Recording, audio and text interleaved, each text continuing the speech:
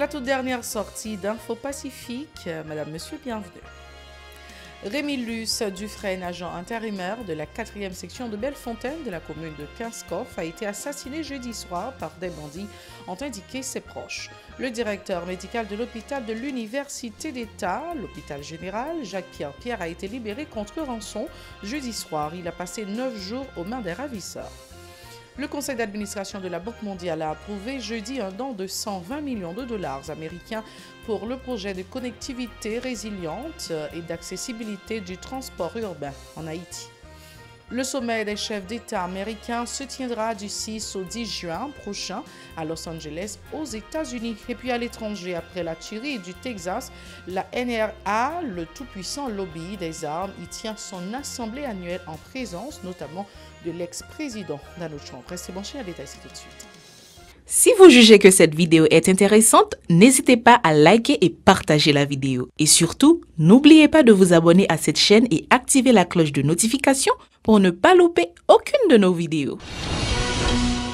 Si vous nous rejoignez maintenant, vous êtes sur la télé Pacifique, vous suivez Info Pacifique, le développement. Rémi Luce Dufresne, agent intérimaire de la 4e section de Bellefontaine de la commune de Kinskov, a été assassiné jeudi soir par des bandits, ont indiqué ses proches. Il a été lynché par des individus munis de manchettes et de bâtons, a rapporté l'un des fils du défunt, ajoutant que des membres de la population ont tué 2 des présumés bandits. Le directeur médical de l'hôpital de l'Université d'État, l'hôpital général, Jacques Pierre, a été libéré contre rançon jeudi soir. Il a passé 9 jours aux mains des ravisseurs. On ignore l'état de santé du médecin, qui est diabétique et hypertendu. Parallèlement, les malfrats sont restés sourds au cri de désespoir de la mère de Laura, Erika Joraou à Flores, qui les avait suppliés de la libérer pour reprendre ses activités scolaires. Elle est en 3e année fondamentale au collège Marianne de Christois. Le barreau de Port-au-Prince a organisé le 27 mai à Pétionville son activité mensuelle visant à honorer la mémoire de Montferrier d'Orval.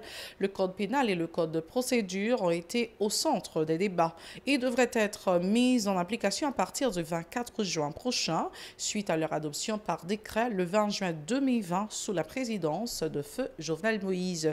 S'exprime à l'occasion, le doyen du tribunal de première instance de Port-au-Prince, maître Bernard Saint-Ville, a plaidé en faveur du report de la date pour l'entrée en vigueur de ces documents, arguant l'absence de mécanisme en ce sens.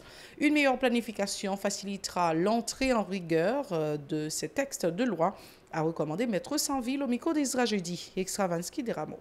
Moi-même, comme doyen, comme juge, nous avons des obligations de réserve. Mais étant donné son question qui fait un pile débat dans la société, nous-mêmes, comme juge, nous ne pouvons pas appliquer la loi. Je pense qu'il doit proposer surtout à l'exécutif là pour rapporter décret qui t'a dit code pénal là, avec code d'instruction criminelle là, il doit être applicable dans des délai de 24 mois. Parce que nous avons regardé le président Jovenel décret ça en 2020, mais il te prévoit ensemble de mécanismes, ça veut dire ensemble de mise en place qui était pour fait pour appliquer loi ça. Le ministère de la Justice a un gros rôle pour le jouer, il a un paquet d'institutions pour mettre en place. Parce que, et comme tu as dit, un changement radical de système. On va sortir dans un système côté toute bagaille, c'était peine. En plus, on va un système, on va tomber dans l'alternative à la détention. Quand on va ces travaux d'intérêt général qui vont gagner. Donc, on met Jude Baptiste a expliqué, on va emprisonnement avec sursis des bagailles, nous va gagner dans le système. On va une institution du bracelet électronique, des bagailles que du tout nous pas gagner, alors que nous allons gagner des juges, par exemple, juges de l'application des peines. Nous allons gagner juges de détention et de la liberté. Et comme si immédiatement juge de détention et de la liberté à mettre en place institué, comme sous d'après chapitre qui est dans la Constitution qui parle des procédures en ABS pour ça, ou comme sous pas besoin encore, parce que dans le cas de juge d'instruction, pas placer mon sous mandat de dépôt dans le système non. Côté juge de liberté de la détention, c'est lui-même qui parle apprécier l'opportunité pour le placer au moment de détention ou bien pour ne pas placer. Pour sa part, le secrétaire général du barreau, maître Robinson Pierre, a abondé dans le même sens que le chef du TPI, estimant que la 51e législature devra opérer des modifications au niveau de ces codes et les a entérimés avant leur application, a suggéré l'avocat. Pour l'homme de loi, en dehors des vices de forme, des problèmes de fond et de mécanismes pour leur application ont été constatés au niveau de ces textes. Il s'insurge aussi contre certaines prérogatives accordées au chef de l'État dans le cadre de ces documents légaux. On l'écoute. Plus grand point qui gagne, et j'en ai un programme, par exemple, que ce soit sur le plan constitutionnel. Bon, non article 2A, mais M. Pierre-Louis insisté sur lui, lui montrer que le président de la République a pouvoir pour légiférer en matière pénale. Donc, le président de la République n'a pas pour le faire comme ça. Donc, l'article 2A dit qu'il doit prendre arrêter. Donc, on est. Ou bien on qui va vouloir les pelins pour arrêter, dit monsieur son vagabond, la contre pouvoir et puis il décide de faire arrêter. Un point c'est que amnistie, c'est en matière politique seulement, mais on mettait pour d'autres connects par exemple qui violent une fille, par exemple qui tue un monde ou bien qui volait l'État et puis le président de la République là quand il décide de faire l'amnistie. Ça veut dire pour peine droit commun. Bah on va pas bébé. On va comprendre la situation et il va position que demandé officiellement à responsable de l'État pour créer un moyen pour stopper l'entrée en vigueur parce que le moment ça pour qu'on propice pour le fait parce que grâce en pile le travail non seulement correction de forme et de fond mais aussi les mécanismes à mettre en place pour l'application de ces deux codes. Plusieurs organisations de droits humains, dont la POHDH, se mobilisent contre l'exploitation des carrières de sable dans le pays. Elles ont lancé vendredi une campagne de sensibilisation autour de cette problématique. Selon le secrétaire général de la plateforme des organisations haïtiennes des droits humains, Alermi Pierre Villus, cette pratique ne fait que dégrader davantage l'environnement physique du pays, en dépit du fait qu'elle assure la survie des petits exploitants. Les nappes phréatiques et les espaces agricoles pâtissent notamment de l'exploitation à outrance des mines de sable, a fait remarquer le militant des droits humains. Alermi Pierre Villus, au micro de Vladimir Prédeville et José-Philippe François.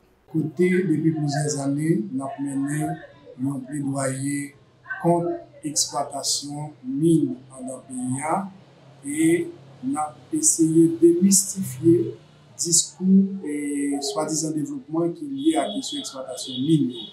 Alors que la question de l'exploitation minière a des grosses conséquences dans la matière des droits humains, particulièrement sur la question de l'eau, sur la question de l'environnement. Et aujourd'hui, nous connaissons des dispositions qui apprennent et côté l'ensemble des employés qui sont capables de manigancer les plans pour capables d'exploiter les mines divers côtés dans le pays. Et l'opération ça a en pile conséquences sur les populations. Donc, la conférence matin, c'est justement continuer le travail de plaidoyer ça, sensibilisation, conscientiser la population sur ces questions-là et pour qu'ils soient capables eux-mêmes de participer dans la bataille. De son côté, le dirigeant de la plateforme de plaidoyer pour un changement alternatif, PAPDA, Camille Chalmers, a souligné que le travail au niveau des carrières de sable rend le pays de plus en plus vulnérable à tous les égards. Le professeur Chalmers a notamment mis en exergue l'impact de ces activités sur l'économie nationale. Il a mis à l'index des nantis du pouvoir économique les dirigeants du pays dans la situation haïtienne. Il est toujours au micro de Vladimir Prédeville et José-Philippe François.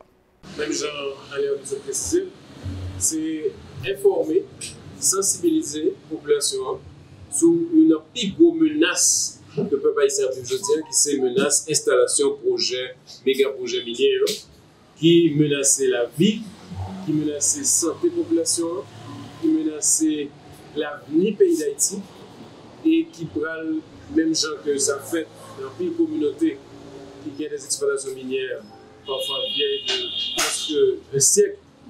C'est des réalités de destruction, c'est des réalités de mort, c'est des réalités de corruption, c'est des réalités de crime. Et nous, dans un moment côté que le système capitaliste a une crise, et nous voyons qu'un pile d'investissements qui fait dans les derniers 5 ans, c'est des investissements pour développer des projets, des méga projets miniers. Et dans ce sens, seule ressource que nous avons capable de camper face à projet sérieux, c'est mobilisation population.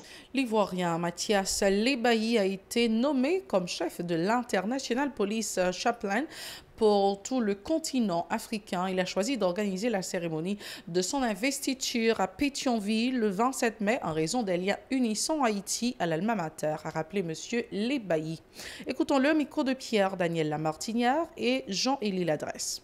C'est pour moi un plaisir immense de me retrouver en Haïti, à Port-au-Prince, pour pouvoir recevoir ma lettre d'accréditation en tant que chef d'état-major chef d'état-major Afrique pour l'International Police Chaplain. Et la cérémonie a eu lieu de façon sobre il y a quelques 2 jours où j'ai effectivement reçu ma lettre d'accréditation pour aller en Afrique et commencer le travail sur place là-bas. Alors, pourquoi être venu à Haïti? Pourquoi avoir choisi Haïti? Pour nous, c'est symbolique. C'est symbolique parce que voici une structure américaine, fédérale américaine, qui veut aller en Afrique, qui veut travailler en Afrique. Donc, nous, on a compris que Haïti est venu de l'Afrique pour les États-Unis. Alors, pour nous, c'était symbolique, parce que quelque chose d'important qui allait quitter les États-Unis pour l'Afrique transite par Haïti, qui sont les enfants de l'Afrique. Le conseil d'administration de la Banque mondiale a approuvé jeudi un don de 120 millions de dollars américains pour le projet de connectivité résiliente et d'accessibilité du transport urbain en Haïti. Une enveloppe supplémentaire de 11 millions de dollars a été approuvée pour l'exécution du projet de gestion des risques et de résilience aux aléas climatiques. Selon les responsables, le projet d'infrastructure vise à améliorer la connectivité rurale dans la péninsule du Sud et la mobilité urbaine résiliente au climat au Cap-Haïtien, tout en renforçant la capacité institutionnelle dans le secteur du transport. Le projet de gestion des risques de catastrophe augmentera la capacité d'intervention d'urgence et d'évacuation de certaines municipalités dans des zones à haut risque climatique, selon la Banque mondiale. Les difficultés liées au transport urbain, notamment les niveaux de congestion, en est un facteur majeur qui entrave les activités économiques. Selon l'institution financière, 50% du territoire national reste mal connecté et certaines régions sont totalement isolées pendant des jours au cours de la saison pluvieuse qui s'accompagne souvent de tempêtes et d'ouragans majeurs. 850 km de routes ont été endommagés lors du séisme du 14 août 2021 dans la région du Sud, causant des dommages dans le secteur des transports à hauteur de 160 millions de dollars et laissant plus de 450 000 personnes isolées selon des statistiques fournies par la Banque mondiale. Et pour finir ce journal, les résidents de Mont-Lazare ne cessent de crier leur ras-le-bol. Ils ont placé vendredi matin des pneus sur la chaussée en vue de réclamer de l'électricité, une situation qui avait paralysé la circulation pendant quelques heures. Merci d'avoir été des nôtres. C'est la toute fin de ce journal. Ne l'oubliez pas, c'est le week-end. Soyez très prudents. Passez d'excellents moments avec la Télé Pacifique. Au revoir.